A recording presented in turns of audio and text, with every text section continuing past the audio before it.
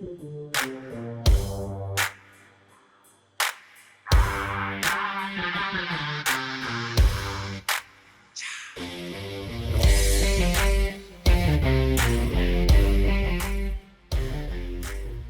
this is Jeremy Kellett, Director of Recruiting here at Oakley Trucking, and I'm your host for this podcast. This is the Oakley Podcast, Trucking Business and Family, and this is episode 144. As always, appreciate you guys listening to the Oakley Podcast and tuning in with me every week. We try to bring you some good information, different stuff every week to benefit you as a listener out there. And this week I got a gentleman named Michael Freeze that is joining me here, and we're going to dive a little deep into the electric commercial vehicles. I mean, it's something I don't know a whole lot about, but he's going to tell us about it. We're going to kind of look at the big picture. We're going to look at the infrastructure. We're going to talk about, the how the truck stops are going to react and what they do. And we also, want to tie it back to how it's going to affect the independent contractor, because I mean, that's the majority of our audience is independent contractors, especially Oakley independent contractors. And we want to make sure that we give you some good information. So fixing to get started with Mr. Michael Freeze here in just a second. But first, let's get an Oakley update sponsored by Arrow Truck Sales. Arrow Truck Sales has been in business for over 60 years and a longtime partner of Oakley Trucking and the Oakley Podcast. Trey Visor and Keith Wilson do a great job at putting you in the right truck to fit your needs and our needs here at Oakley. They carry all makes and models to choose from with on-site financing through transport funding. So whether you are a seasoned owner-operator or a first-time buyer, be sure to contact Keith Wilson at Arrow Truck Sales at 573-216-6047 and tell him you heard it on the Oakley Podcast. All right, let's get started with Mr. Michael Freeze. Michael, thanks for joining me on the Oakley Podcast. I really appreciate you taking time out to do this, to talk about, the big picture when it comes to electric commercial vehicles in this country and how it's moving forward and what can we expect as trucking companies and as independent contractors and truck drivers out there in this world of the crazy business of transportation and learn a little bit more. I sure have looked at some of the stuff you've done in the past. You seem very intelligent in some of the things that you have spoken about and, just the things that and I really appreciate you coming on and doing this. But before we get started, if you would kind of let our listeners know a little bit about your background and history so they can kind of, put it all together for us, if you would. Thanks, Jeremy, and thanks for having me on to the Oakley Podcast. I really appreciate it, reaching out to our readers and people such as yourself and the independent contractors that you represent. As you referred, I am Michael Freeze. I am the features editor of Transport Topics, and Transport Topics is a weekly newspaper that covers the transportation industry, the logistics industry, and specifically the trucking industry, as part of the American the American Trucking Associations. We're based out of Washington, D.C. We've been a publication since 1935. So the team that we have around us is pretty experienced in covering the trucking industry. So it's a great way to for those in the industry to want to know what's happening on the big scale in the trucking industry, in the transport industry, when it comes to land, sea, or air, just getting things from point A to point B. We usually cover most of what's happening. Fantastic. It's something that a couple of our listeners has brought up to me that they would actually like to learn a little bit more about battery operated trucks and especially commercial motor vehicles when it moves into that and not even getting into the self-driving ones, but just the battery operated. That's a whole other podcast. That's a whole nother podcast, but it also kind of goes a little bit with, we did a podcast not long ago with talking about APU units and them being battery powered too instead of diesel powered. So it's just something I think you can shed a lot of light on us. So I may ask some, dumb questions that everybody else knows except me, but but that's okay. I'm here to learn about some of it too. What I guess kind of first give us an overall big picture of the timeline of what electric commercial trucks are making an appearance in trucking companies. I know some are already in trucking companies, but can you kind of sum it up and give us a big picture of it? Well, this is something, Jeremy, that's been in the works for decades, as you've seen, with the passenger cars that are coming out and the EVs. So with the trucking industry, with the commercial trucks, basically the as you said, with UPS, and other, big fleets, that are dealing with, short haul or that last mile delivery, they've been using electric trucks in certain markets, like Atlanta and Houston, that comes to mind. But the whole essence of the electric vehicle, it's definitely I would say a slow process. And to the sense of fleets acquiring, fleets are now just acquiring the Class 8 EVs. So I mean, it's been a long process in the sense of where it's been from decades to where it is now. But basically, just EVs just present a quieter ride, an alternative ride, in comparison to an internal combustion engine, ICE, or the alternative fuels that maybe your listeners are using right now. So, but right now we're sort of at the stage, kind of we're past the wonder of how EVs are going to be, this great thing. It slices and dices and all of that, so, but now we're kind of getting into the stage of the infrastructure of it, all the pieces and parts that are playing with it. So that has to do with, OEMs such as, for example, Dana Incorporated.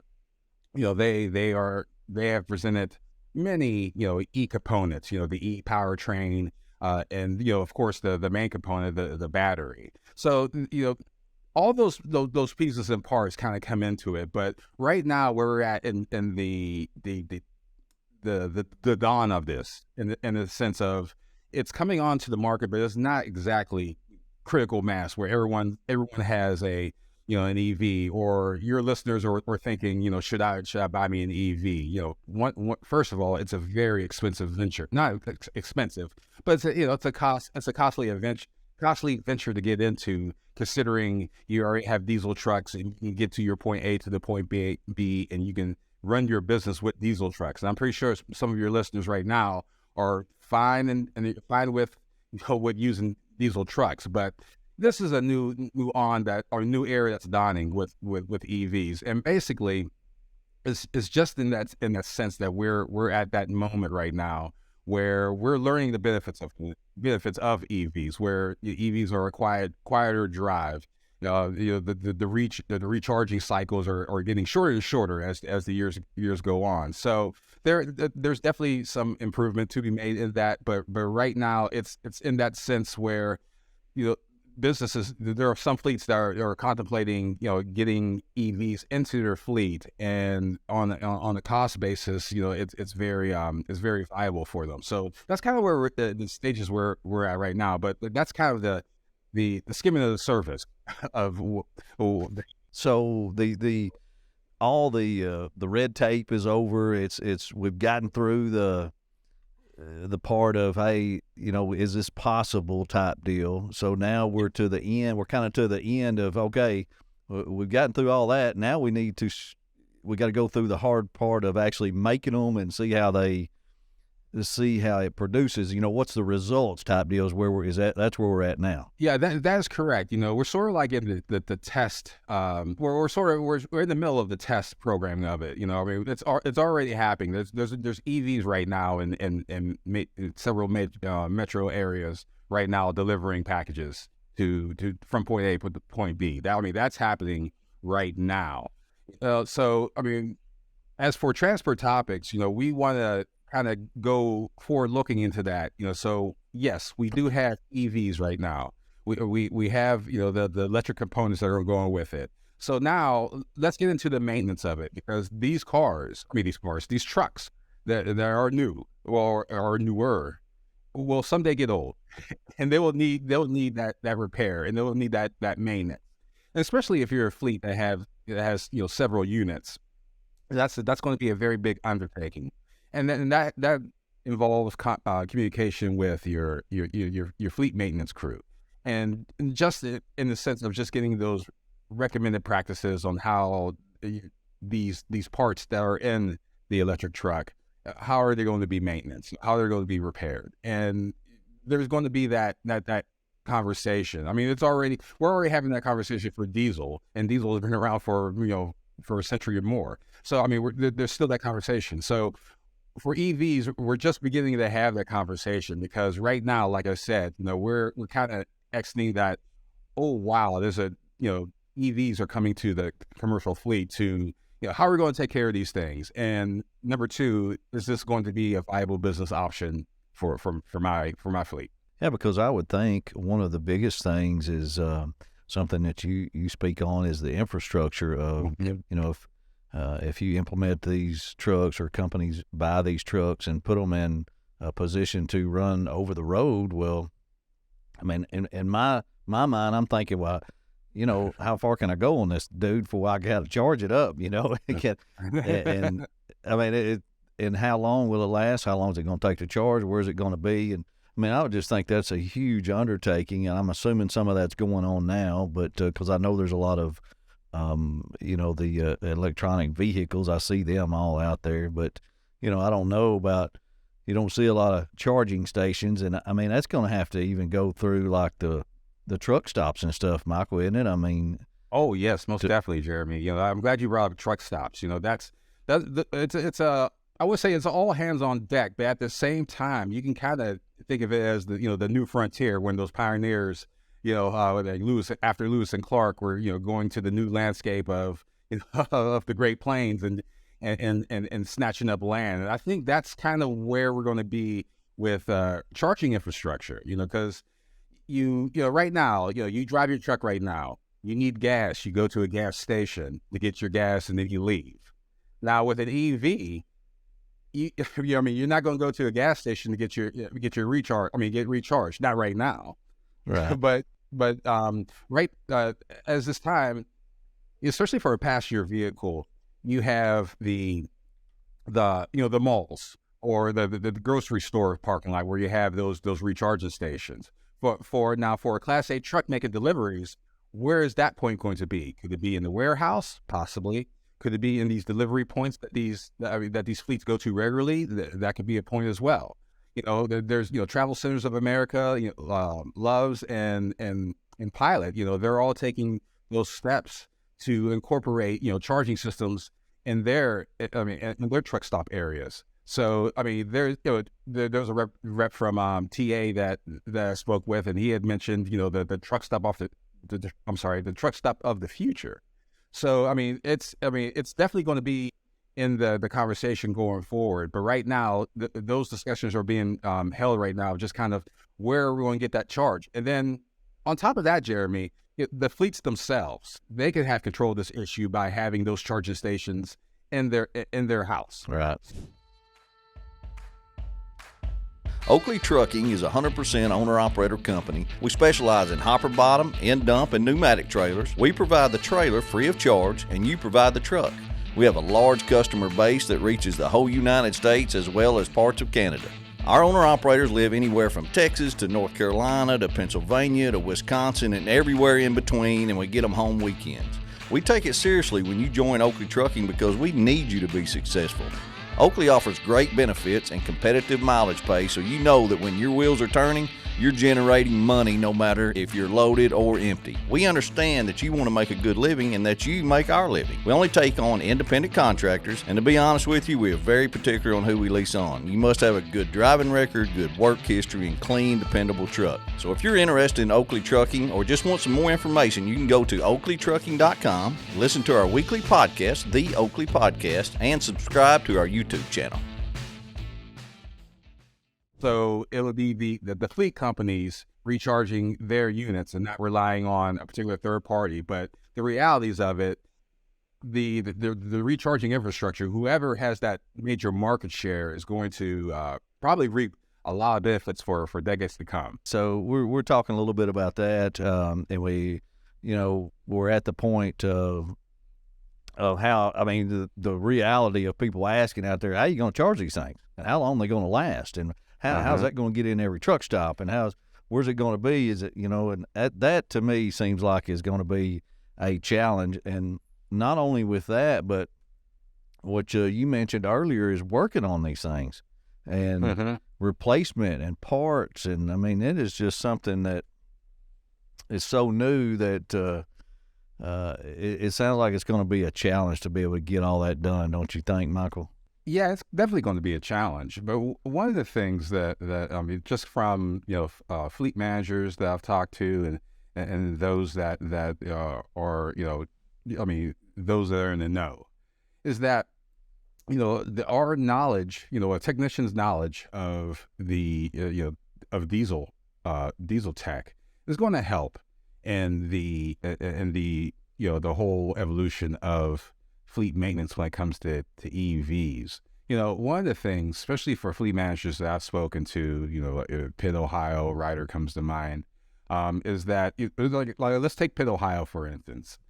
They've kind of eased into the EV mode. They have they have forklifts. They have just the EV, the class 3, the class 5, and those particular vehicles that they're used around the warehouse, and there's a system built in place to repairing them and keeping preventive and using preventive maintenance for them. So you have that in the structure already, so that's how some fleets have approached it, and then they use that to scale up to Class 8 vehicles that people will see on the road. So you can kind of go into that, and then the beginning of that whole process, especially for a fleet manager, their leading technicians, is to get that buy-in. It's like, hey guys, we got the world of EVs are coming. Who's joining us? I mean, not so much that much of a raw speech, but it's basically, there's going to be some technicians out there like, hey, I don't want to deal with EVs. I want to deal with diesel. I've always dealt with diesel. I've been doing it for 20 plus years. I'm not going to change now. So you're going to have those folks. So you kind of have to have that buy-in as a fleet when it comes to purchasing EVs and incorporating those in your fleet, because it is for the long haul. No one's going to buy a truck and then sell it that year over, or maybe a few years over, but not that initial year. So it's definitely going to be a multi-year investment to do that. And one thing is to get that technician buy-in. And once you have that, there's going to be people. I mean, there's going to be techs. I think there's going to be more techs than not that they're going to say, hey, let's get on it. Let's go into this new world. So I mean, it's that. And then on top of that, there's the training involved as well. It's that the whole training, and that's a partnership between the OEMs, the dealers. So the fleets can have a better grip on how to maintain these particular electric components that are going to be, I wouldn't say a major part, in the near future, but like 10, 15 years down the road, we're going to be talking about maintaining our EV fleet. So I mean, you might as well get into those particular conversations at the ground level. So that's kind of where we're at right now, especially on the technician front, because there's a lot of the buy-in and the training involved that has to go into all of this. Kind of like the DEF system that they put on commercial motor vehicles. I mean, you're here it is, 15 years later, maybe, I guess 12 years later, and they're still dealing with the technicians knowing how to fix these problems, and it being all computerized and sensors and things, and really has been a nightmare for a lot of trucking companies and truck drivers when it comes to being able to the trucks being dependable anymore, which is very frustrating to a person at a trucking company. I mean, it's difficult. But what are so going this direction? I mean, I guess I know the big reason is the emissions stuff, but with the electric vehicles, is it? Are companies? Why would a company want to go that route, Michael? Why would they want a fleet of those trucks? Well, I mean, you definitely have the emissions. The emissions angle of it is a big part of it. Especially when you're dealing with like states like California. So I mean, they're already going to have stringent regulations when it comes to that already. I mean, they've already pushed things through their legislation where companies are going to be forced to get into the electric world, whether they like it or not. So and I think that's something that might be pattern across the country. I mean, don't quote me on. Well, you can quote me on that, but that's just my opinion.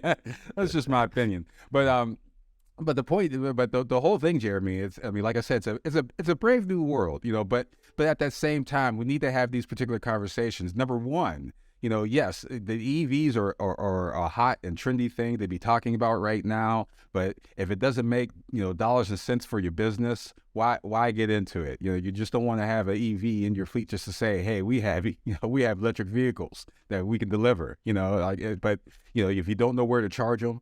And then on top of that, Jeremy, as well, we haven't really even talked about the energy providers.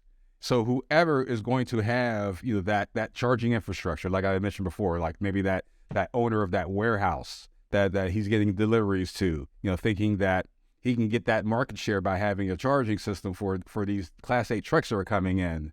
But that person has to deal with the energy providers, and that's a whole nother part of training involved, Right. of what it takes to have that particular power to charge those vehicles. So that's a whole nother. What does that even look like? Do you know what a charging station would look like? Oh yes, I mean, I've seen it for like I've seen it for like a Tesla or something somewhere. I forget where, but what would it look like a for a commercial vehicle? I've never seen one. Well, I mean, I would say aesthetically, it would probably look the same. I mean, I think as the years go by, just like anything electric and electronic that we've ever dealt with in our lifetimes, I think that the modem that we use for it is going to get smaller and smaller. Yeah. But aesthetically, it looks just like a. I mean, like you said at the supermarket. I mean, they kind of look like gas pumps in a way, but it just has a plug instead of an actual pump and handle. I mean, so it's going to be. I mean, the look of it is going to be interesting. I mean, once you think about it, it's a it's a very. I mean, I think that's more aesthetically pleasing to the crowd than what the power that's going to come out. I mean, I think it's going to be something as it's just a station that's probably going to stand maybe 4 or 5 feet tall, and you just plug it into the outlet that is in your electric vehicle, usually on the side or in the front. So so that's kind of what it's going to look like. I think, Jeremy, the big I always say this. I say this to my colleague Seth Clevenger. He's the managing editor of our features department, which I'm a part of. And we have these conversations all the time about just sort of what that infrastructure is going to look like. And then one of the phrases that we bandy about all the time is those known unknowns. I don't know if you're familiar with Donald Rumsfeld, who's the former defense secretary during the George W. Bush. And that was one of the things that he always said about it when we were talking about the Iraq War. It's just those known unknowns, and I apply that to this EV infrastructure. There's a lot of known unknowns, and what I mean by that is, with that charge, how are we going to facilitate that? These trucks that are going from that point A to point B, be it from Atlanta to Houston, or or Macon, Georgia to Panama Beach, Florida. I mean, it's where are we going to have those particular points? So points of charge, and like I said before, who's going to hold that mantle as this is the place where you go to charge your truck. So those particular things, I think, from where I'm sitting, is going to be entertaining to watch how that unfolds. But that's sort of the big question right now, and that, like I said, that's just a little piece of it, because when these fleets, these warehouses, truck stops, when they get into the game, I mean, the truck stops are already in the game, but I mean, with these fleets, especially for your audience, when they want to invest in the EV, because it is coming. There's a lot of questions about the recharging, and if you want to provide that charge for other trucks, speaking to the the energy providers in your area it's going to be very helpful in determining whether these business ventures are going to be a success or a failure.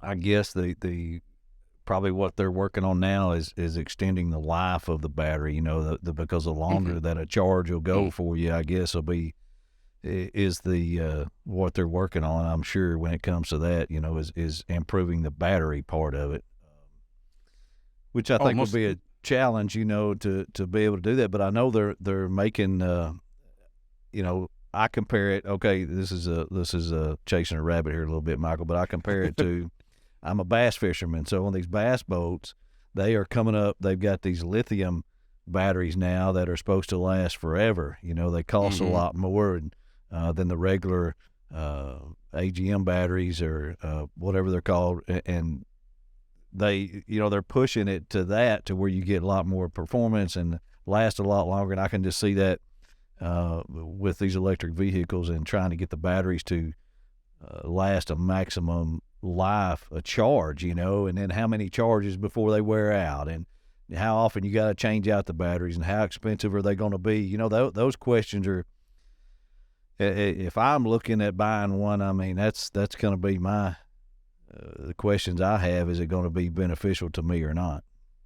Yes, most definitely. And one of the things you touched upon, Jeremy, was the battery, which with the diesel truck, you have the internal combustion engine. That is the mother load of that diesel truck. Where with an electric truck, that mother load is, of course, the component board, but that battery. Because that battery is going to, just like the batteries with our phones, if we don't have that battery, nothing's working. So it's quite the same with EVs. And on top of that too, Jeremy, with the maintenance that's involved, that's a very potentially dangerous item to hold. That's where the training comes in, because if you touch the wrong terminal on that battery, that's death.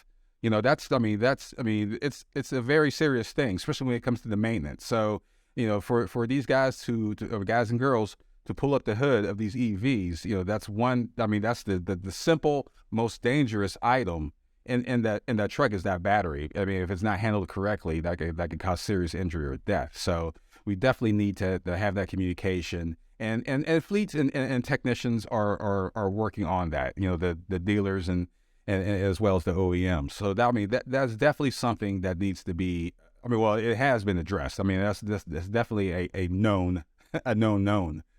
So right. You have that, but it's definitely a big can of worms when it comes to EVs. So anyone listening right now that wants to get in it, it's going to be a very exciting venture. But you definitely have to know whether it makes sense or not. So, I know your guys are driving up and down the road, and, they're worrying about, those minor things. They're not worrying about these big picture items that we're talking about, like at this particular moment. But it is a healthy conversation to have these talks where you want to see where the future is going, because you definitely want to picture yourself in that future.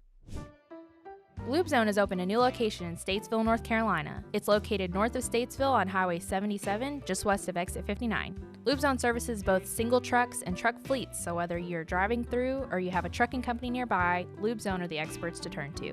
LubeZone's specialty is full-service oil changes that take approximately 30 to 40 minutes. They also offer tractor-trailer grease, gearbox service, generator service, reefer service, and DOT inspections. They also go the extra mile when it comes to quality control. What does that mean? That means your semi-truck is checked not just once, but twice to ensure all service and parts are good to go. LubeZone does this so you can rest easy knowing that your truck is in top condition. No other service center knows semi-trucks better than LubeZone. Check out lubezone.com for all their locations, and when you go in there, tell them you heard it on the Oakley Podcast. So let's wrap it up here with a couple of questions. One is the effect of the independent contractor. That's what we have here at Oakley Trucking. What do those guys, I guess, what would you tell those guys that the future looks like for them, or as an independent contractor? We talk, you can't just go in and buy an electric vehicle right now. If you want one, which I don't think any of our guys are going to be looking to buy one, but you never know. There's some out there like that, some guys that want it, but it's going to affect the independent contractor down the road at some point. I'll give you a frame of reference, Jeremy. Pepsi, a private fleet, they had their Teslas, the Tesla trucks. They just came in a few months ago, but they ordered them about maybe 2-3 years ago. So it's a very long process.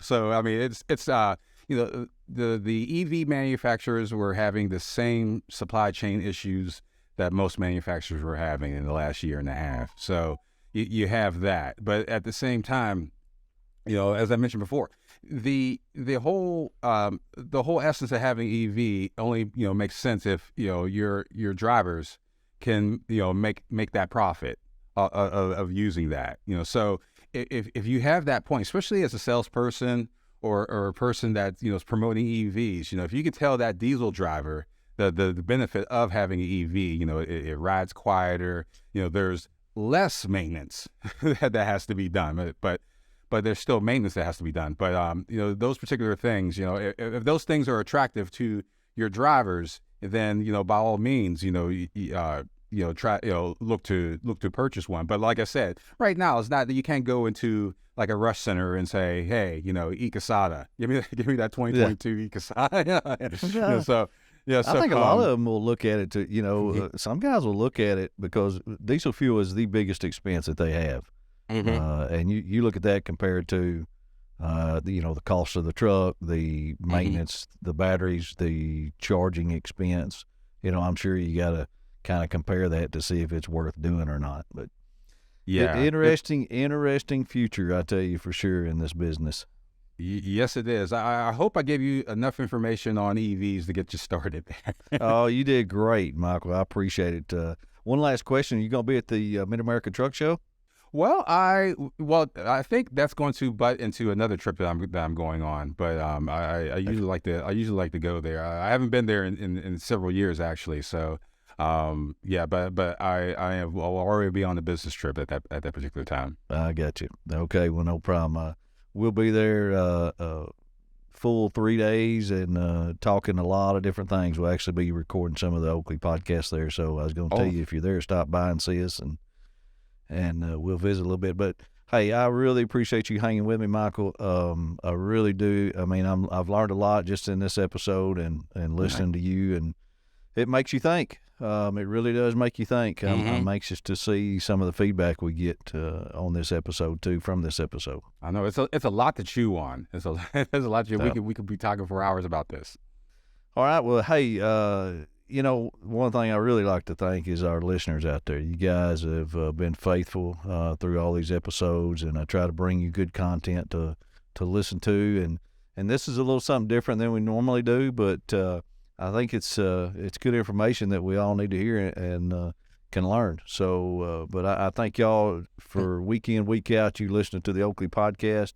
Be sure to subscribe, comment, like, check us out. If you've got questions for Michael Freeze, send them to me. You can email me. You can go to the website, the Oakley Podcast, and send me any questions, and I will forward them to him.